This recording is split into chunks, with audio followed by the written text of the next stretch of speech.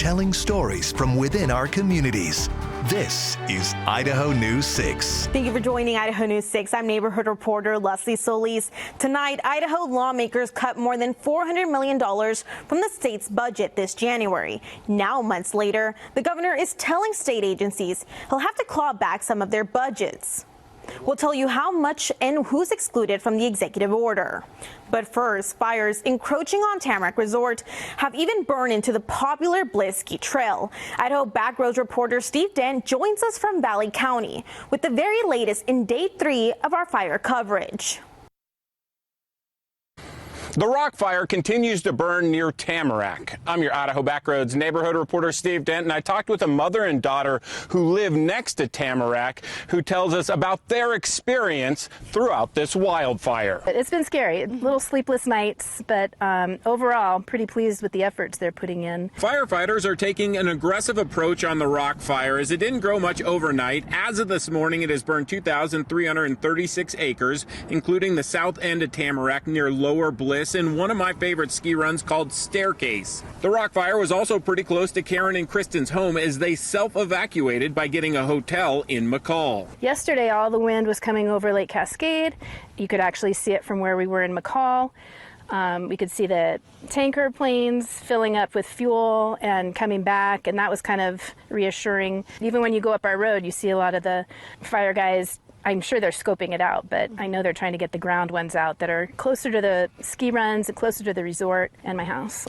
Yeah. It was eerily quiet midday on Friday. A firefighter told me they were likely saving pilot hours for the heat of the day. And I talked to multiple people who told me the air quality really improved on Friday. But while Karen and Kristen returned home, they still have an evacuation plan in case they need to go. Too close for comfort, but we are enjoying a few little free golf lessons because it's kind of quiet out here. Yeah. 252 firefighters and personnel have been working on the rock fire, but reinforcements arrived Friday afternoon as a complex incident management team took over command. I'm your Idaho Backroads neighborhood reporter Steve Dent for Idaho News 6.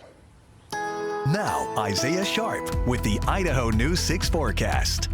Hello there, Treasure Valley. Happy Friday to you. Nice, beautiful day, but there are potential of some thunderstorms threatening our weekend, unfortunately. Let's talk about it. Thunderstorm activity expected to pass on through. Another one of our headlines, warm up expected heading into the work week. Some nice temperatures expected over the weekend. Nothing too crazy, sitting mostly into the 80s for a majority of the day, then a couple of 90s after that.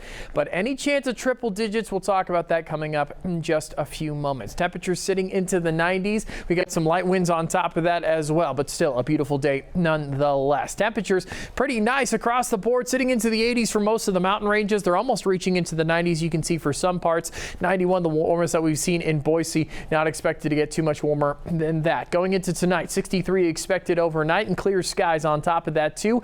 Heading into tomorrow, just a smidge warmer. 94 is on the way. Partly cloudy skies after 6 o'clock. That's when we've got chances of thunderstorms passing on through. Pardon me. And we'll pay attention to that heading into Saturday and even Sunday too. So make sure to tune into our forecast over the next few days. A quick look at your traffic right now. A little busy from downtown Boise to Meridian. You can see 28 minutes, a little bit of action closer to the connector on top of that as well. And then heading just past Eagle Road into the 10-mile exit. That's when we're starting to see a little bit of activity as well. 59 minutes, you can see some of that picking up closer to 10 Mile, but moving into Nampa, you can see a fair bit of traffic on top of that as well as we get closer to Caldwell. A quick look at some of our traffic cameras, and things are a little busy on a Friday, so make sure you're driving safe. While the Producer Price Index, or the PPI, doesn't include tariffs specifically, it's one of several factors that signal the sweeping taxes on imports are pushing costs up. And for the American consumer, that means that still higher prices are on the way. All eyes are on inflation indicators as President Donald Trump's tariffs ripple through the supply chains that bring us everything from groceries to clothing to vehicles. I think the evidence is pretty much clearly showing that it is the importer that is bearing the cost of the tariffs.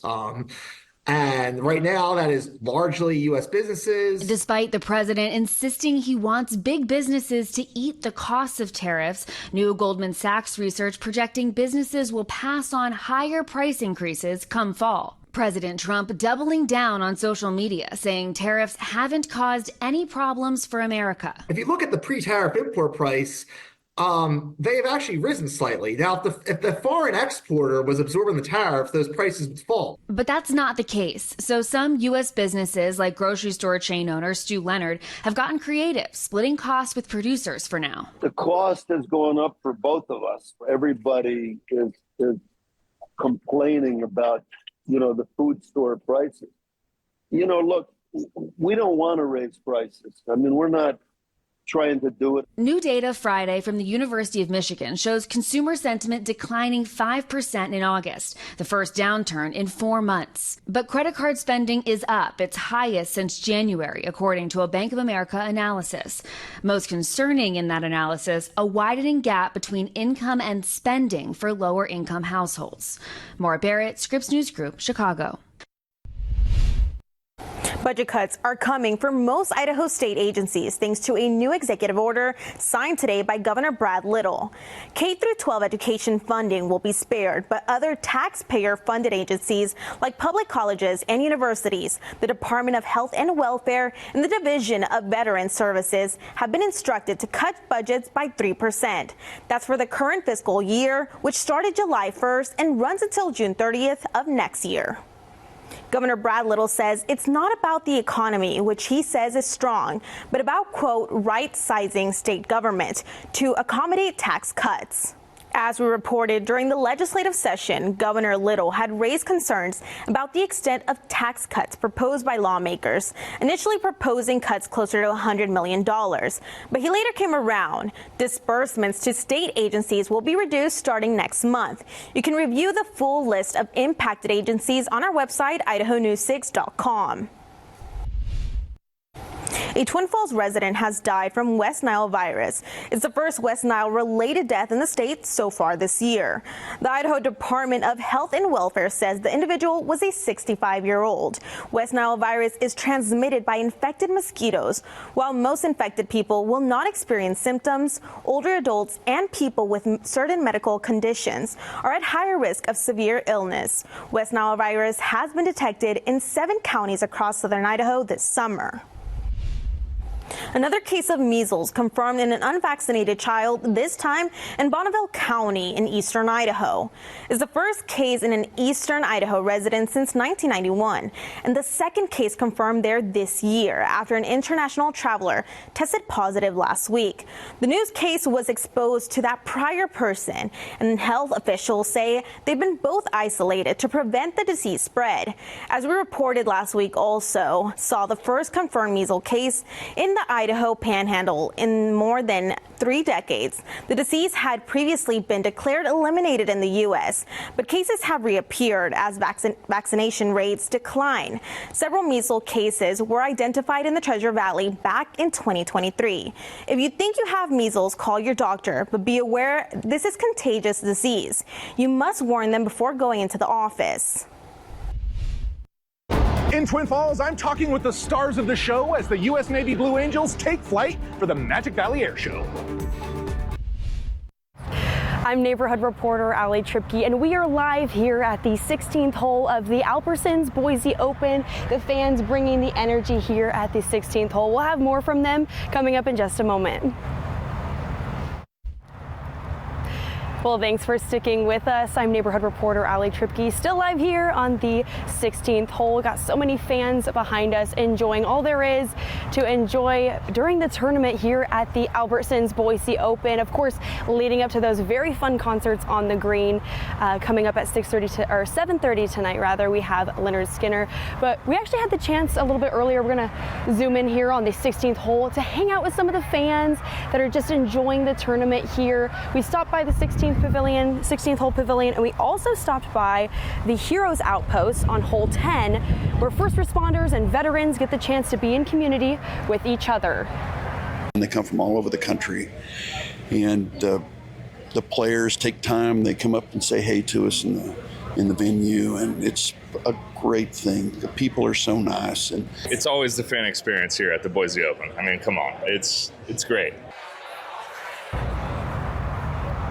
Well, coming up at 6 tonight, we're going to have more from fans all about the experience. And then, of course, we'll have more on our website as well at idahonews6.com. And we're going to stick around for that fun concert tonight at 7:30. Well, stick with us at 6 on Idaho News 6. I'm neighborhood reporter Allie Tripke for Idaho News 6. We hope to see you out there at this week's Albertson Boise Open. Be sure to join us Sunday morning right here on Idaho News 6 for a special live presentation ahead of the final round. Coverage from the beautiful Hillcrest Country Club starts at 8 a.m. The Magic Valley Air Show is taking over the skies here in southern Idaho this weekend. I'm your Twin Falls neighborhood reporter Joey Martin, checking in with the stars of the show as the U.S. Navy Blue Angels are eager to show southern Idaho what they've got for a third time. It was non-stop arrivals in Twin Falls on Friday as pilots made their way to the Magic Valley Regional Airport, with the first events of the 2025 Magic Valley Air Show set to start Saturday morning. What do you guys think of all these planes out here? I think they look cool and great. I love Blue Angels. I like Blue Angels. Well, you're in luck, kid. The United States Navy Blue Angels are officially in town for a third time. I caught up with the crews after they had the chance to take some R&R in southern Idaho over the last few days. Feeling great. The town and hospitality in southern Idaho here in Twin Falls has been absolutely fantastic. We've really enjoyed our time here, getting a couple off days. The team is very excited to be here for the first time in 13 years. The Blue Angels will perform on Saturday and Sunday starting at 3 p.m. with an aerial demonstration running for about an hour. We'll start our performance on both Saturday and Sunday with our C-130J Super Hercules, affectionately known as Fat Albert. After that, our 6 F-18 E&F Super Hornets will take off. They'll fly for about 45 minutes. And for about the last 15 minutes of that show, they're going to join up and we'll be out there as a 6-plane formation, showing you the finest precision and teamwork that you can see of an aerial demonstration team. Coming off shows in Seattle and Hawaii, the Blue Angels are eager for a much welcome change of pace. We may go to a big city, have hundreds of thousands, even millions of eyeballs on us, but when we come to a community like this, where maybe the show is smaller, but the heart is certainly there. Beyond the Blue Angels, the Magic Valley Air Show will feature other flight demonstrations throughout the weekend. From skydivers to skyriders, vintage planes, and aerobatic displays, each day is packed with high-flying entertainment. Gates open at 9 a.m. Tickets for Saturday are already sold out, but there are still a few left for Sunday. Reporting in Twin Falls, I'm your neighborhood reporter Joey Martin, Idaho News 6. Heading into this weekend, pretty average temperatures for the summertime, but a warm up after that, with Tuesday seeing some of the hottest conditions and even further some of the hotter weather moving right into the Treasure Valley. We'll talk about the heat up that's on the way in just a moment. Now, Isaiah Sharp with the Idaho News 6 forecast. It is a beautiful day here in the Treasure Valley. Temperatures sitting into those low 90s. We got a little bit of wind on top of that as well. It's a perfect summer day, I would say. Very clear skies over the village at Meridian. And we got a lot of activities that are going to be going on this weekend. Out in Caldwell, we got the rodeo, we got the Boise Open, and the start of the Western Idaho Fair. So a lot of outdoor activities. So it's very important to focus on the forecast, especially over the next couple of days, due to the fact that thunderstorm activity is expected to move on in. So let's get to it. There is a bit of an atmospheric anomaly up in the Pacific Northwest starting right now that is going to make its way over to Idaho. So take a look at this. This is Saturday night when activity is really going to start to make its way into the Treasure Valley region. You can see Ontario and you can see those thunderstorm cells, the red that's on your screen right here. This is the first remnants of this system. Later into the afternoon, after 7, 8 o'clock or so, that's when we're expecting this to make its way prominently into the Treasure Valley. You can see Boise right over the top, some precipitation. So just paying attention to this storm and being active on, weather apps and things like that will be important going into your Saturday evening, even up into the western central mountains as well, closer to McCall and Cascade. We're expecting this activity to pass on through, so prepare for that. Moving into Sunday, things are going to clear out nicely for a majority of the day, and then we have a lot of spotty thunderstorms popping up all over the place. Not really prominent over the top of the Treasure Valley region. You can see a couple over in Oregon, getting closer to Baker City on top of that too, and the Owahis might see a little bit of activity as well. Just want to prepare you that if you got plans to be outside for Like I mentioned, the number of events that are going to be happening, there is chances of precipitation moving into our region. Let's take a broader look at that system passing on through, made its way over the top of Washington, and then late into the afternoon, that's when it's expected to have its impact over Idaho. And then after Monday, skies are going to clear out really nicely because we got a warm front moving on in. We're talking chances at triple digits heading into Tuesday, so just prepare for that as well. As quickly as the rain comes on in, the heat is expected to follow right after, and we could see a very warm close to the month of August. Let's go beyond Wednesday, Thursday, and Friday into our 6 to 10 day outlook, and you can see the hotter than normal conditions very much right over the top of southern Idaho, Boise, Twin Falls, Rome, parts of Idaho Falls as well. Going to see some very warm temperatures heading into August 21st through the 25th. So the close of August expected to be a very toasty one. Temperatures potentially reaching back up into those triples. We didn't see too many of them in the month of June. We didn't see a lot of them in July, but August may close out summer with some of the warmest conditions that we will see in 2025. Temperatures into tomorrow, though, going to sit into those low 90s across the board. The warmest we'll see is 96 in Mountain Home, and there those thunderstorms expected to pass on through. So just prepare. Your late evening, we'll see showers and potential some lightning strikes going on through our region. Heading up into the western central mountains, temperatures into the 80s for McCall and Cascade. Riggins will break into the 80s as well. 90s everywhere else, and there are chances of those thunderstorms to threaten the afternoon too. So just prepare for that. Temperatures will take a nice drop heading into our Sunday. 78 is on the way, and then that warm up almost getting into the 90s for McCall on Tuesday. It'll be a toasty one, the same for Thursday as well. Your extended forecast, the warmest expected on Tuesday, like I mentioned. There are chances of triple digits moving on in. We'll see those low 90s going into the start of the work week and over Saturday and Sunday. Still going to be beautiful, but chances of thunderstorms are on the way for both days. We'll see consistent mid 90s and an even warmer close as August continues on. Idaho Back Roads, brought to you by Treasure Valley Subaru. If you're a fan of whitewater, mountain biking, or just the Gem State's beautiful scenery, join us for a special coverage as Idaho Backroads neighborhood reporter Steve Dent shows you a side of Idaho you may never seen before. That's tomorrow at 5:30 only on Idaho News 6. It's been blooming in Boise's North End for nearly a century.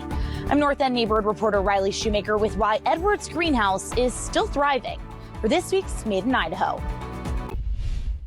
In Boise's North End, there's a place where the air smells of fresh soil, and the stories grow as richly as the flowers. For nearly a century, Edwards Greenhouse has been a constant, blooming through generations, seasons, and change.